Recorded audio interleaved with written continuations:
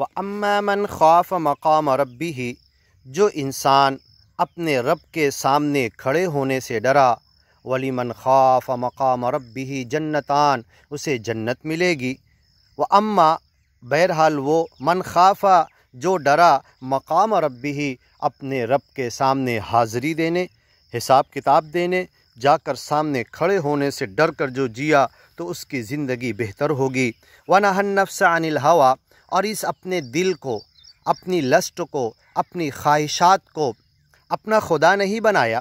أَفَرَأَيْتَ مَنِ اتَّخَذَ إِلَٰهَهُ هَوَىٰ، کیا تو نے دیکھا ایسے انسان کو جس نے اپنے دل کی خواہشات کو اپنا خدا بنا لیا؟ دنیا میں ایک سچے مالک کو چھوڑ کر جتنی چیزوں کو خدا بنایا جاتا ہے،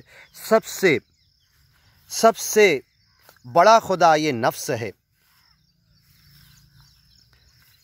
فَأَمَّا مَنْ طَغَىٰ، جس نے نافرمانی کی، وَآثَرَ الْحَيَاةَ الدُّنْيَا، دنیا کے پیچھے بھاگا، فَإِنَّ الْجَحِيمَ هِيَ الْمَأْوَىٰ، تو جہنم اس کا ٹھکانہ ہوگا۔ وَأَمَّا مَنْ خَافَ مَقَامَ رَبِّهِ، جو اپنے رب کے مقام سے ڈرا، اس کے سامنے حساب دینے سے ڈرا۔